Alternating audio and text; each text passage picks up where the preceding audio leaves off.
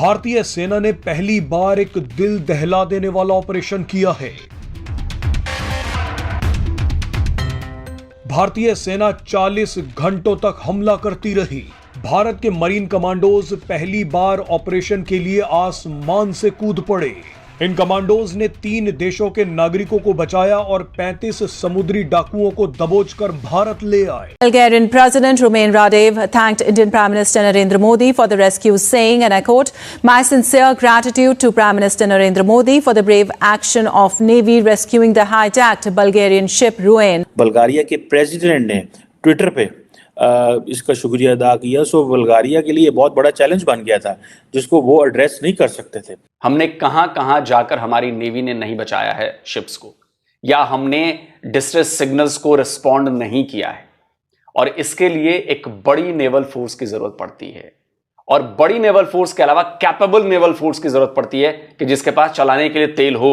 आप इमेजिन करें कि अगले 5 सालों में नरेंद्र मोदी इंडियन ओशन के अंदर पायरेसी और इंटरनेशनल कम्युनिटी को बचाने के चक्कर में they are going to be very very effective और बड़ा एग्रेसिव रोल प्ले करेंगे।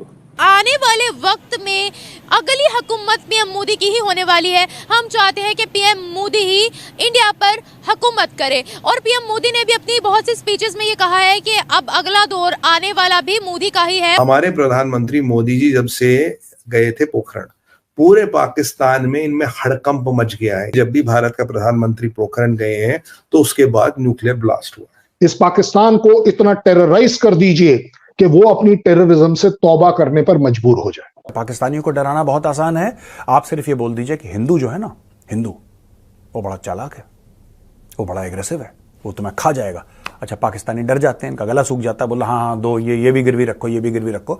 चाइना ने इनको टिका दिया। जय हिंद दोस्तों, वेलकम टू माय चैनल। दोस्तों, आजकल इंडियन नेवी के मार्कोस कमांडो ने अपनी वीरता का लोहा पूरी दुनिया में मनवा रहे हैं। मैं इसलिए बोल रहा हूँ कि इंडियन नेवी मार्कोस कमांडो ने अभी बीते कुछ ही दिनों पहले ही लगभग 4 समुद्री घटनाओं को अंजाम दे चुके हैं। पहले तो ईरान, उनके बाद पाकिस्तान, फिर बांग्लादेश के मर्चेंट नेवी को समुद्री लुटेरों से इंडियन नेवी मार्कोस कमांडो ने बचाए हैं। फिर दोस्तों, एक और रिपोर्ट सामने निकलकर आ रहा है कि बुल्गारिया के 17 क्रू मेंबर को सोमालिया के समुद्री लुटेरों से इंडियन नेवी के मार्कोस कमांडो ने बचाए हुए हैं। बुल्गारिया के 17 क्रू मेंबर्स को बचाने में इंडियन एयर फोर्स का भी बहुत बड़ा हाथ है। इस बार इंडियन नेवी के मार्कोस कमांडो ने 35 समुद्री लुटेरों को पकड़े हैं। उन सभी 35 लुटेरों को पकड़ करके घुटने टेकवा दिए हैं। बुल्गारिया के 17 क्रू मेंबर्स को बचाने के बाद बुल्गारिया के प्रेसिडेंट और वहां के लोगों ने भारत को बहुत बहुत बधाइयां भी दे रहे हैं और भारत को जय हिंद का नारा भी लगा रहे हैं। और साथ ही साथ बुल्गारिया के प्रेसिडेंट भारतीय प्रधानमंत्री श्री नरेंद्र मोदी जी को धन्यवाद देते हुए बोल रहे हैं कि हम भारत का एहसान कभी नहीं भूल सकते और नहीं कभी चुका सकते हैं।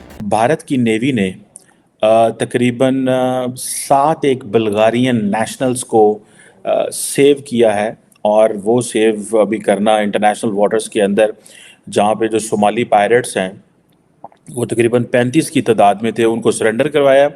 और सरेंडर करवाने के बाद उनको तमाम लोगों को रिहा करवाया, और रिहा करवा के अब वो लेके उनको वापस भेज रहे हैं। एक इंडियन नेवी थी INS कोलकाता जिसने इस ऑपरेशन को किया, और कहा जाता है कि एक P-81 मैरीटाइम पेट्रोल एयरक्राफ्ट भी इंडिया ने इसके ऊपर डिप्लॉय किया।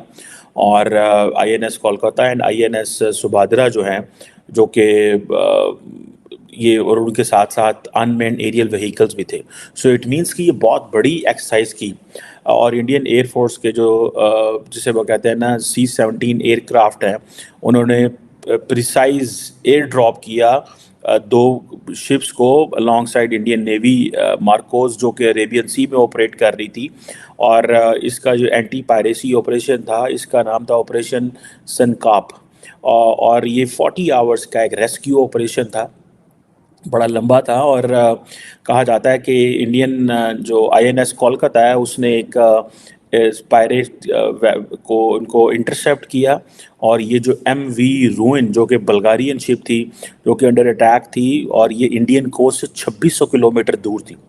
और कहा जाता है कि प्रॉपर्ली स्ट्रेटेजिक मैनूवर्स इस्तेमाल किए गए, और पायरेट शिप जो है और उनको फिर भागना पड़ा। और बहरहाल ये एक बड़ी एक्सरसाइज है। देखें, हम काफ़ी दिनों से इस हवाले से बात कर रहे हैं कि इंडिया जो है वो इंटरनेशनल वाटर्स में बहुत एक्टिव है और इसकी ज़ाहिर बात है वजूहात हैं। मैं इस पे बात करता हूँ कि इंडियन नेवी अपनी सॉफ्ट पावर थ्रू नेवी कैसे इस्टेब्लिश कर रहा है और over the period of time पूरी दुनिया में जो आर्मीज़ हैं, ये एक बहुत अच्छी बुक है, I wish I can show you, मेरे पीछे यहाँ पड़ी है, प्रोफेसर जोसेफ नाय की पावर और the future of power basically वो पढ़ने वाली बुक है जिसमें वो बताते हैं कि फ़ौज की जो सॉफ्ट पावर है वो कैसे आती है, क्या करते हैं वो।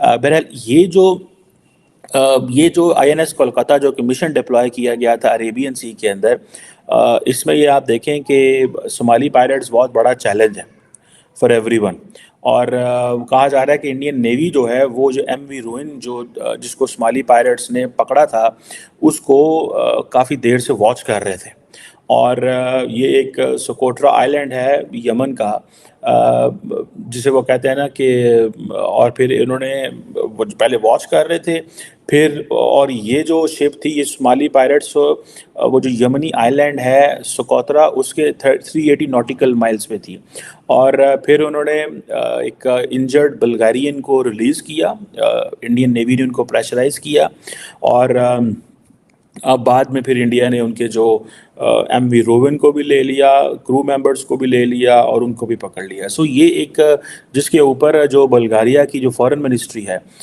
वो उसने शुक्रिया अदा किया डॉक्टर जयशंकर का कि जिस आपने हमारे साथ जो क्रू मेंबर हैं उनको रिलीज़ करवाया। अब देखें ना, बल्गारिया फॉर इंस्टेंस अगर आप इंटरनेशनल मैप देखें तो बल्गारिया अगर वहाँ से आता तो किससे मदद लेता? सो बल्गारिया को किसकी मदद चाहिए थी? So it was a very बड़ा चैलेंजिंग चीज़ थी। सो बल्गारिया ने उनके फॉरेन ऑफिस ने, जारी बात है मिनिस्ट्री ने इसको शुक्रिया अदा किया इंडिया का। देन उन्होंने प्राइम मिनिस्टर मोदी